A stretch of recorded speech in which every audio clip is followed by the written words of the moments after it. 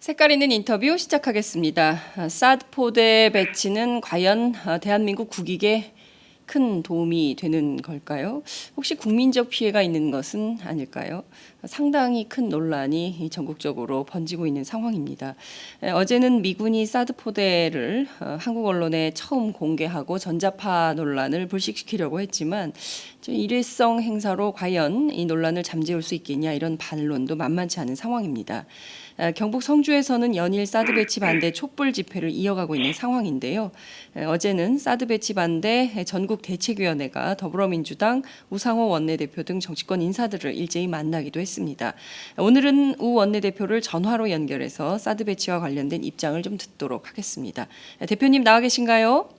네네, 안녕하세요. 네, 오랜만에 연결이 됐습니다. 잘 지내시죠? 네. 네네. 예. 자, 어제 성주 군민들 포함해서 사드 배치 반대 전국 대책위원회 관계자들과 만나셨는데요. 네. 현장에서 주로 어떤 입장들을 좀 공유하셨습니까? 네, 일단은 그 사드가 그렇게 군사적 실효성이 높지 않다는 데는 입장을 공유하고요. 네. 또 성주에 배치하는 과정에서 성주 배치를 결정하는 과정에서의 이 정책 결정의 문제점, 특히 성주 군민들의 소통이 좀 부족하고 여러 가지 비민주적인 정치 결정 과정을 거쳤다는 점에 대해서도 입장을 같이 했습니다. 네. 그래서 앞으로 국회에서 이런 문제점에 대해서 조목조목 제대로 따져보겠다 이렇게 약속을 드렸습니다. 네, 그랬군요. 핵심적으로는 그 성주 군민들의 경우에는 정책 결정 과정의 문제점을 굉장히 강력하게 주장을 하고 있는 걸로 보입니다. 네. 너무나 소통이 없었고 비민주적인 의사 결정이었으면서 동시에 또 지난 15일 황교안 총리 일행이 뭐 군민 설명회를 하겠다고 도착을 했지만 정작 본인들 하고 싶은 얘기만 하고 그냥 가버린 거 아니냐 이런 분노도 상당히 크던데요. 우선 이 사건이 상당히 큰 논란이 좀 되고 있습니다. 이 사건 자체로는 좀 어떻게 보십니까? 글쎄 저는 조금 이상하게 느껴지는 게요. 네. 그래도 이제 국방장관 또 그 총리가 국민을 설득하러 내려갔으면 보통은 네. 그 실내에서 주민 대표들 면담을 주로 하지 않습니까? 그렇죠. 예, 그런데 이제 바로 그냥 그 바닥에 앉아 있는 군민을 상대로 바로 즉석 연설을 시작했다는 게 아무래도 좀 자극적이었다고 봐요. 그래서 저는 좀 그 설득하러 내려간 것 자체는 뭐 나무랄 일이 아닌데 조금 대화를 시도하는 방식이 있어서 너무 즉흥적이지 않았느냐. 네. 이런 것들이 좀 이제 좀 지혜롭지 못했다 이렇게 생각하고요. 특히 대통령이 그 해외 순방 중인데 국방장관 총리가 다 같이 내려가서 일시적으로 통제불능 상태에 처했다는 것은 좀 굉장히 심각한 그 리스크 관리 능력에서 심각한 문제다 이렇게 생각하고 있죠. 어쨌든 뭔가 이렇게 우왕좌왕하고 뭔가 이렇게 좀 그 허둥지둥하고 이런 모습들이 참 별로 좋아 보이지가 않았습니다. 그렇군요. 지금 말씀하신 대로 몇 가지 좀 짚어봐야 될 내용이 좀 있는데요. 당일 이제 그 우선 그 주민들은 이런 얘기를 합니다. 총리가 나가려고 생각을 했다면 6시간 30분 동안 차량에 갇혀 있지 않고 얼마든지 빠져나갈 수 있었다. 왜냐하면 당일 경력이 무려 2,000명이나 배치가 돼 있었기 때문에 경찰력을 동원하면 얼마든지 그렇게 빠져나갈 수 있었는데 안 나가고 있었다. 그래서 그 주민들은 총리가 일부러 안 간 거 아니냐 이제 이런 의혹도 지금 제기를 좀 하고 있고요. 왜 안 나갔을까? 충분히 갈 수 있었는데. 만약에 그런 정말 그런 공작적 차원에서 네. 일부러 주민들의 어떤 과격한 행동을 유발시키고 뭔가 이렇게 감금돼 있었다는 걸 연출하려고 했다면 그건 정말 대한민국 총리 자격이 없죠. 저는 설마 그렇게까지 했겠냐 이렇게 좀 생각하고 싶고요. 네. 어쨌든 그 주민들과 좀 허심탄회하게 만나서 대화하고 설득하는 모양새는 아니었다. 이런 느낌이 듭니다. 네. 그렇군요. 그 주민들은 본인들 얘기만 하고 그냥 가려고 해서 뭐 우리 얘기도 좀 들어라 이런 차원에서 네. 붙잡고 얘기를 좀 하고 싶었다라는 거였고요. 그 당일날 뭐 계란이 날아들고 물병이 날아들고 뭐 이런 과정에서 이제 폭력 문제가 제기가 되고 있고 경찰은 지금 대대적으로 수사하겠다. 네. 그리고 강신명 경찰청장의 경우에는 고향이 성주여도 현재 성주에 살고 있지 않으면 외부 세력이다 이렇게 그 주장을 해서 또 파문이 일고 있습니다. 외부 아니, 세력. 그런 말이 어디 있습니까? 그러니까 자주간 어떻든 외부 세력에 의해서 이 뭔가 조정당하고 있다는 느낌을 주려고 애를 쓰시는데 네, 제가 어제 성주 군민들 이제 두 분 만나서 자세히 물어봤어요. 네, 그 외부 세력이 자꾸 개입했다는데 실제 그 외부 세력이 있었습니까? 그랬더니 그 농민회 회장께서 네, 거기 거의 다 성주 군민이었다고 하시고 또 거기 현직 군의원이 오셨거든요. 네, 그분이 네. 자기가 선거를 여러 번 치러서 아는데 거기 다 군민이었다. 그리고 설사 뭐 몇천 명 중에 몇 명이 서너 명이 외부인이 와서 구역했다 하더라도 네, 그 사람이 그거를 선동할 만한 위치에 있지 않았다는 거죠. 그러니까 제가 볼 때는 그 오히려 외부 세력이 개입했다고 말하신 분이 지금 저 위원장을 사퇴했잖아요. 네, 그러니까 저는 이걸 자꾸 이렇게 외부인의 개입에 의한 뭐 폭력 시위 이렇게 자꾸 몰아가려는 거는 옳지 않다고 생각해요. 제가 잘 아시지만 그 소위 외부 세력이라고 불리는 운동권 출신 그 제야 인사들을 정말 잘 알지 않습니까? 제가 그 화면을 정말 한 20차례 봤어요. 계속. 예, 제가 아는 사람이 한 명도 없더라고요. 그래서 내가 모르는 외부 세력이 어디서 나타났지? 내가 이제 그런 생각을 하게 됐죠. 그렇군요. 제가 볼 땐 적어도 그날 집회만큼은 거의 95% 이상 성주 군민들이 자발적으로 움직이신 걸로 그렇게 판단이 됩니다. 네.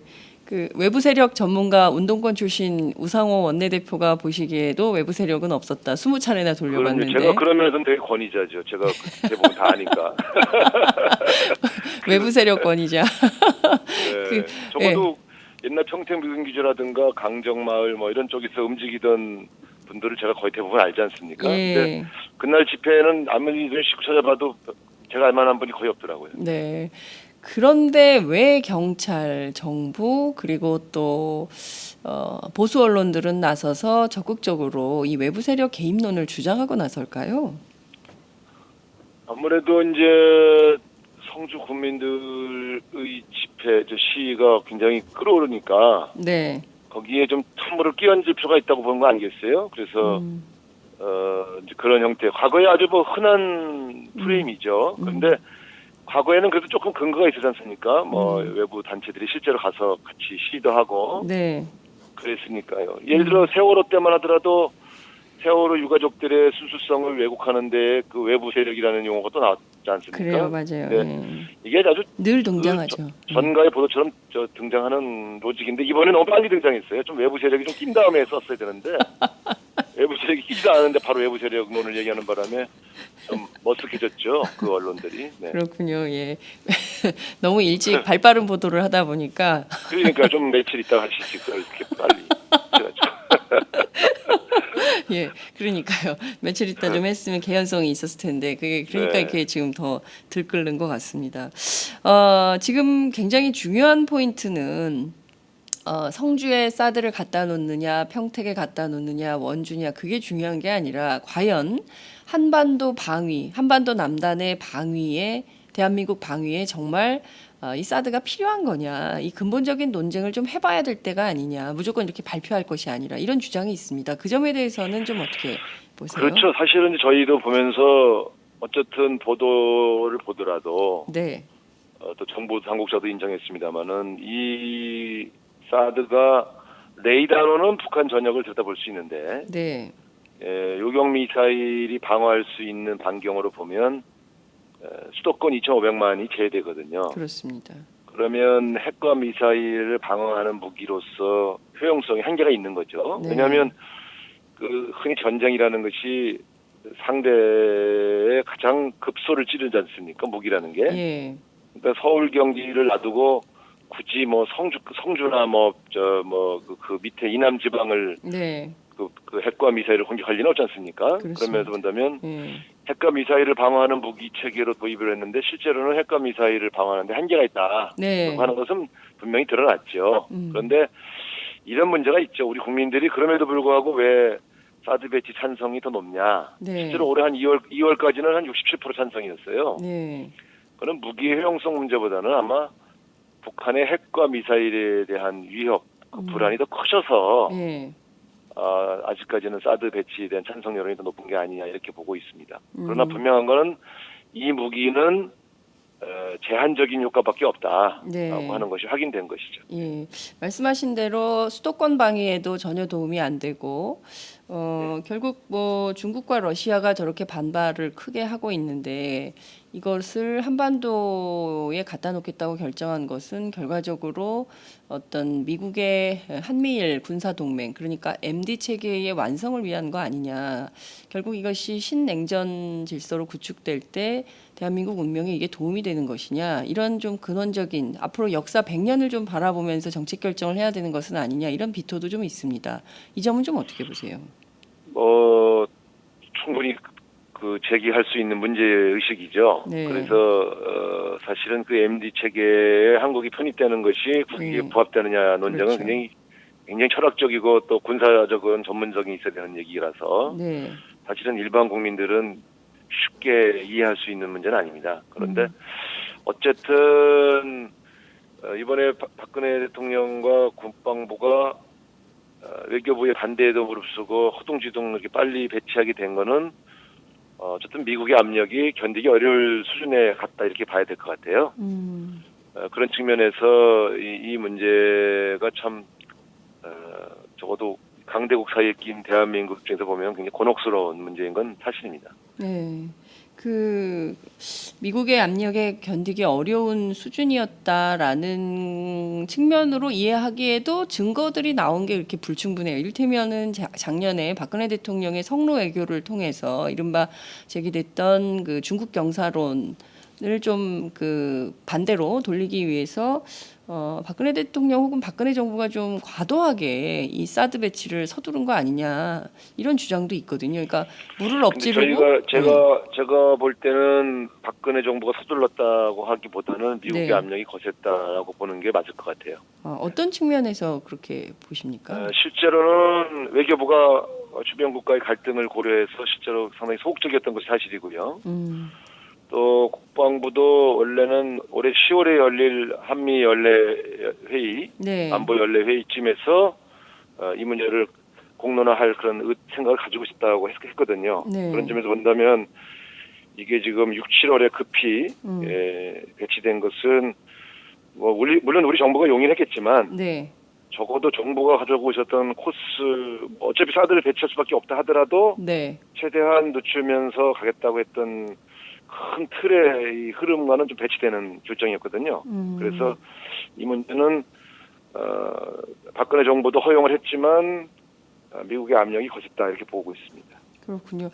윤병세 장관은 국회 출석해서 자신은 사드 배치에 찬성한다. 그리고 소극적인 입장 아니었다 이런 주장을 하지 않았습니까?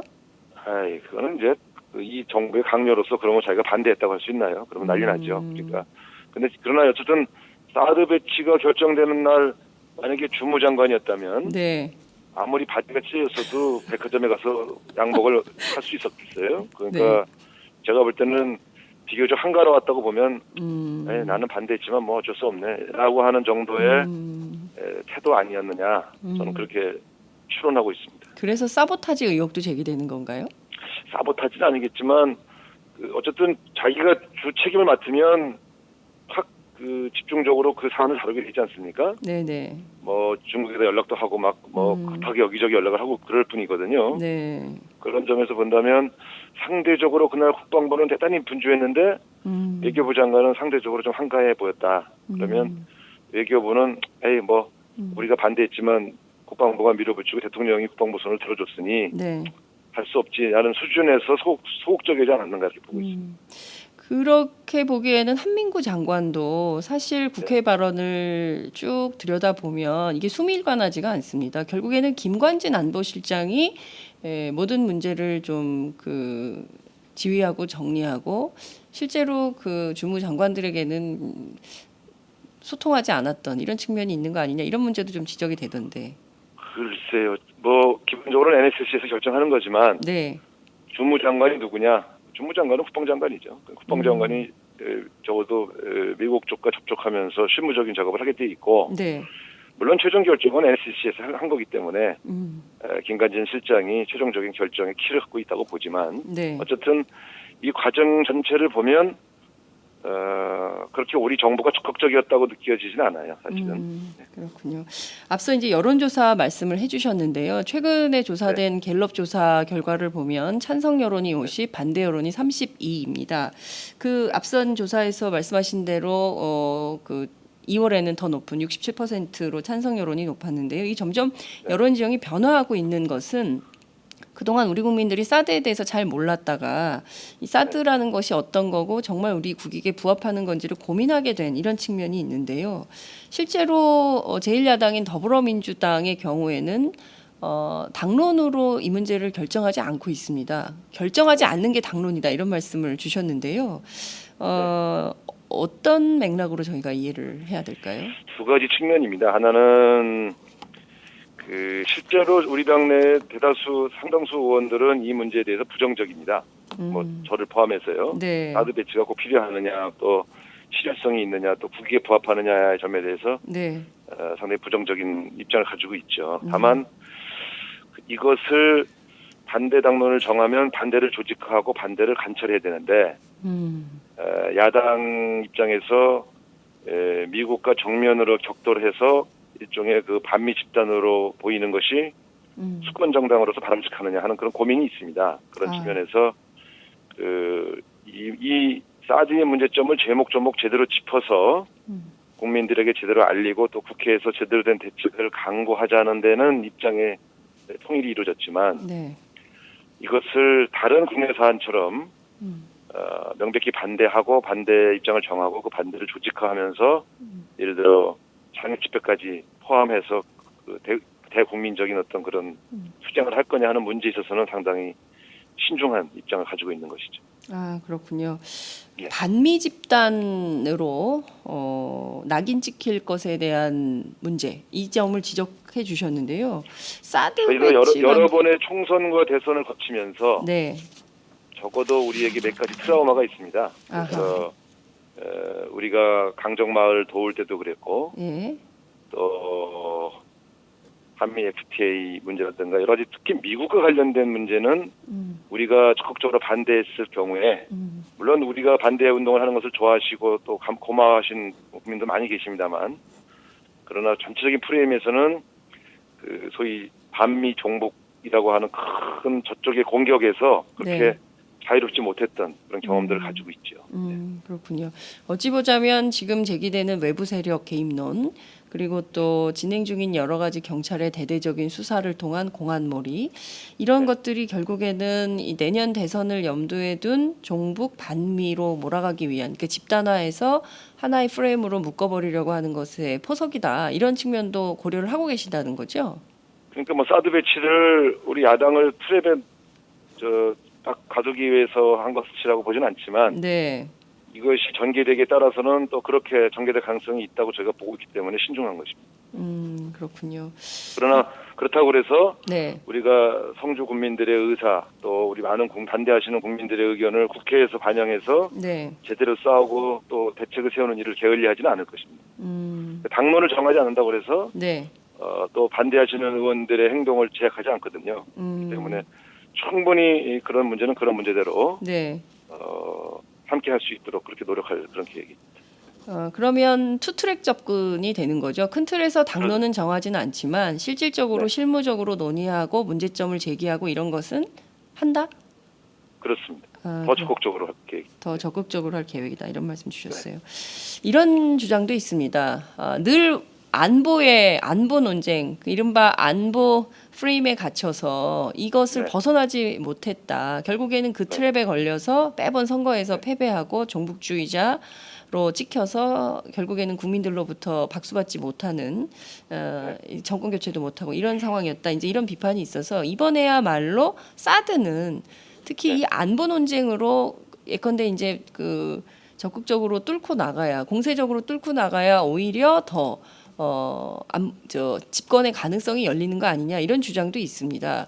저는 그렇게 말씀하시는 분들에게 묻고 싶어요. 네. 이 문제가 결국 무엇으로부터 촉발됐느냐? 음. 북한의 핵실험입니다. 근데 이 사드를 비판하시면서 이게 북한의 핵실험 때문에 유발된 거라고 하는 걸 놓치면 네. 그렇게 말씀하실 수 있지만 우리가 북한의 핵실험을 어떻게 안보 프레임을 뚫고 나갈 수가 있습니까? 그러니까 그런 측면에서 이 문제는 결국 분단된 한반도 현실 때문에 오고 있는 숙명적인 고통이다 이렇게 보고 있어요. 그래서 사실은 잘 아시겠지만 저 같은 경우도 뭐 선명하게 반대하고 싶은데 네. 참 이런 여러 가지 그 안보 프레임이라는 게 우리한테는 참 굉장히 어렵습니다. 그렇게 쉽지 않습니다. 그렇군요. 그 미선희 효순이 사건을 거론하면서 김종인 비대위 대표가 사드 반대 이꼴 반미운동 이렇게 딱 좀 뭐랄까 규범화한 측면도 있어요. 그러니까 규정을 해버린 측면도 있어요. 그래서 오히려 야권 스스로 위축돼서 오히려 제발 저리는 거 아니냐. 그러니까 이런 측면도 있는 거 아니냐. 스스로 자기를 가두는. 그러니까 이를테면 지나친 자기 검열에 빠져 있는 거 아니냐 이런 비판도 있습니다. 그 점은 좀 어떻게 보세요? 저는 이번 사안은 너무 간단하다고 봐요. 그러니까 북한이 핵실험을 연이어하고 네. 무수단 미사일 등 상당히 아주 고난도의 무기들을 개발에 성공했지 않습니까? 네. 이것에 대한 대응 무기가 필요하다고 하는 여론이 있는 것도 사실입니다. 그렇기 네. 때문에 심지어 어떤 분들은 우리도 핵무장하자 이런 분이 있지 않습니까? 네.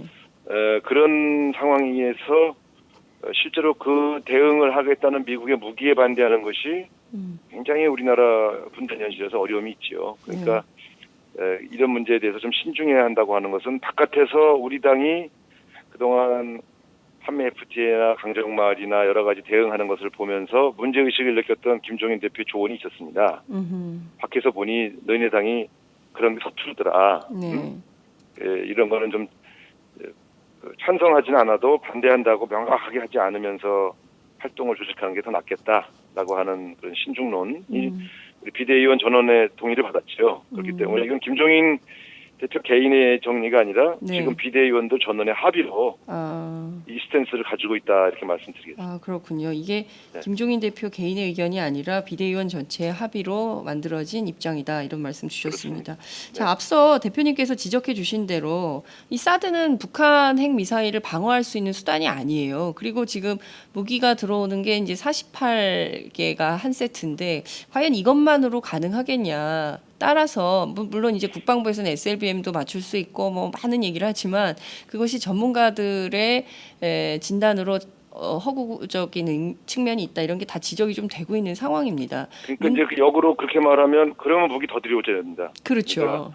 그러니까 자꾸 무기로 대응하는 논리를 그렇습니다. 공격하시는 거는 별로 바람직한 것 같지는 않아요. 네. 그러니까 사드가 제한적이다 그러면 네. 그러면 다른 무기 또 들여오자 이럴 거예요.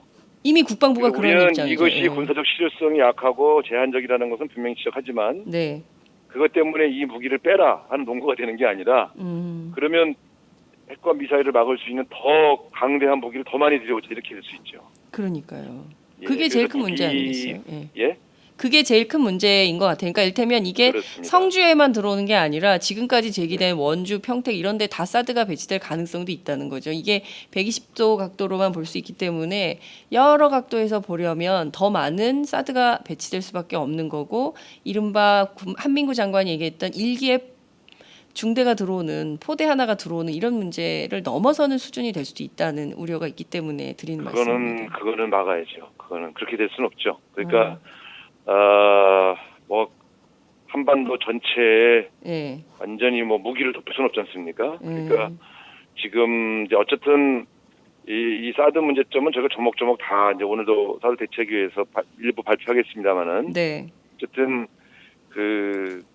이 무기를 막는다는 그 큰 틀의 이 문제의식 이걸 완전히 극복할 수는 없어요. 국민들이 불안해하니까. 우리나라 국민들이 CCTV가 인권 침해 요소가 있다는 걸 알면서도 우리 집 앞에 제발 설치해달라고 얼마나 조르는지 아십니까? 그게 그만큼 불안하고 위협을 느끼면 그 인권이라든가 우리 기본적 가치 이런 것들을 넘어서게 돼요. 그 불안과 이 두려움이. 그래요. 맞아요.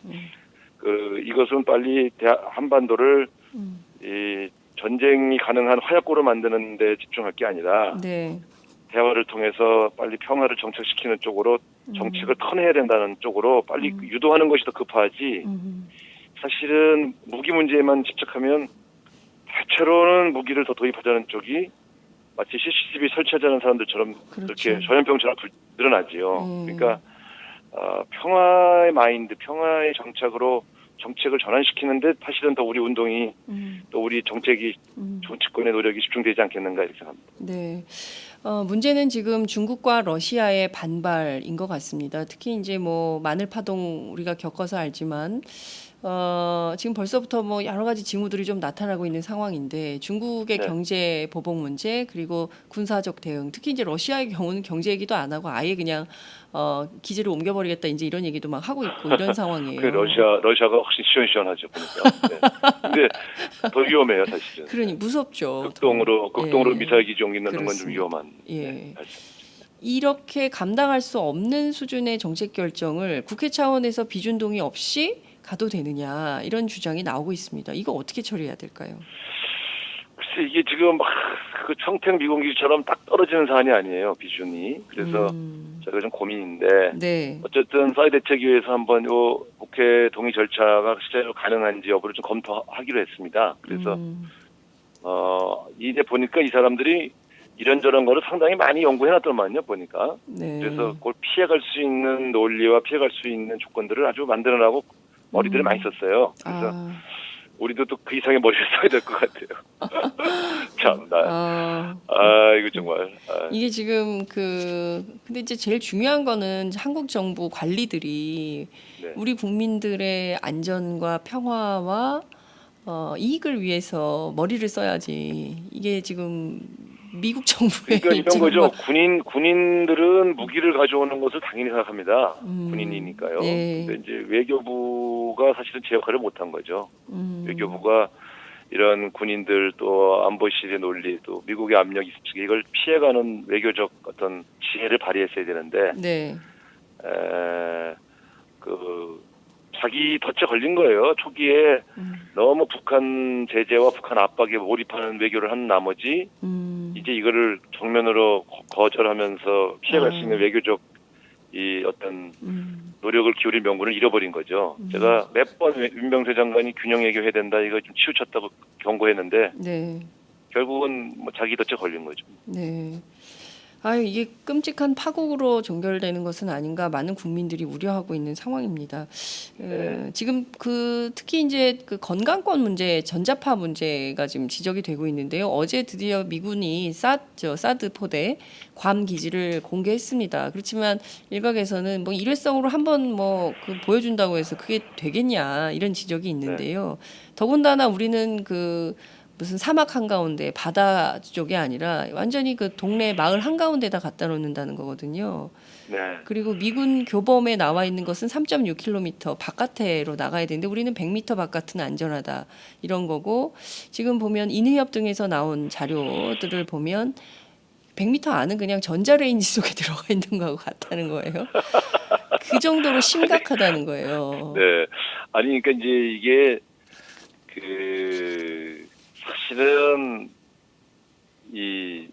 세상에 그게 전자파라는 게 뭐 그냥 진짜 지금 말씀하신 대로 전자레인지 수준도 아니고 네. 몇백 킬로를 들여다보는 레이더를 쏘는 건데 네. 그게 어떻게 안전하겠습니까? 안전했어요. 그런데 그러니까 이제 기본적으로 1.5km라고 하는 반경에는 민가를 없도록 하고 이렇게 하지 않습니까? 그렇습니다. 지금 일본의 괌에 있는 기지 같은 경우는 3km 이내에 민가가 없어요. 네. 그러니까 그는 미국도 그거 무료를 해서 3km 이내 민가 없는 곳에다가 설치한 거 아니겠어요? 예. 그러니까 뭐 현재 확인된 거로는 1.5km라고 돼 있다 하더라도 네. 만일을 대비해서 3km 이내 민가가 없는 곳에 설치하는 것이 미국 그 무기를 개발한 미국이 설치하는데 네. 그 무기를 잘 모르는 한국이 미국 말만 믿고 뭐 괜찮다 이렇게 하기에는 좀 우리 국민들이 안심할 수가 있는 건 아니죠. 좀 더 냉정한 실험과 또 여러 가지 데이터를 가지고 국민들에게 다시 얘기해야 될 거라고 봅니다. 괌 기지 가서 한번 체크해가지고 왔고서는 안전하다 이렇게 얘기하는 거는 조금 설득력이 떨어져 보입니다. 네. 그 일본 교가미사키 같은 경우에는 주민들이 뭐 구토, 어지럼증 뭐 막 여러 가지 질병들을 호소하고 있고 이게 뭐 몇 년에 걸쳐서 어떤 질환이 발생할지 알 수 없는 이런 상황인 건데 이게 네. 집단 이주나 이런 것도 좀 고민하고 이래야 되는 거 아닌가 싶은 이런 지적도 나옵니다. 그 성주는 지금 보시면 알지만요. 네. 우리 어제 국민도 오셔서 그 군의원께서도 그러시던데 네. 그 성산 바로 앞에 마을이 있어요. 그러니까 예. 우리가 이제 1.5km라고 그러는 게 굉장히 멀어 보여도 네. 산 꼭대기에서 보면 바로 밑에 마을이거든요. 그러니까 그 주민들이 불안해하는 이유를 알겠더라고요. 근데 네. 거기 2만 명 이상 사신대요. 그 읍내 아. 그 근처로. 그러니까 네. 그 2만 명을 어떻게 옮겨요? 이게 참 이해 답답한 거죠. 그 저는 거기 분명히 마을이 있는 걸 알면서 그냥 거리만 재고 네. 1.5km 밖에 괜찮지 하고 이렇게 한 것 같은데 네. 그게 그 국민들 감정에 네. 그런 참 조금 안 맞는 것 같아요. 그렇군요. 자, 오늘 긴급 현안 질의 오늘과 내일 예정이 돼 있습니다. 더불어민주당은 어떤 점을 중점적으로 지적할 계획이신가요? 네, 뭐 어쨌든 이 군사적 실효성이 있냐 없냐의 문제도 한번 따져봐야 되겠고요. 네. 또 주변 국가의 갈등이 사실은 기정사실화 됐는데 이거 어떻게 할 거냐? 네. 이거 대책 세웠냐? 그리고 어떻게 이렇게 끌고 갈 수가 있느냐 하는 문제점. 그다음에 지금 성주에서 드러났지만 이 주민 갈등 그다음에 우리 찬반으로 나눠진 우리 국민 국론 분열 이걸 도대체 이렇게 방치할 거냐 하는 문제. 또 네 번째는 어쨌든 경제 피해가 예견되는데 네. 그것에 대해서 만반의 준비를 하고 있는지 등등에 대해서도 한번 따져볼 생각입니다. 네, 알겠습니다. 저희들도 오늘 네. 진행되는 긴급 현안 질의 지켜보도록 하겠습니다. 오늘 말씀 잘 들었습니다. 네, 감사합니다. 네, 지금까지 우상호 더불어민주당 원내대표와 함께했습니다.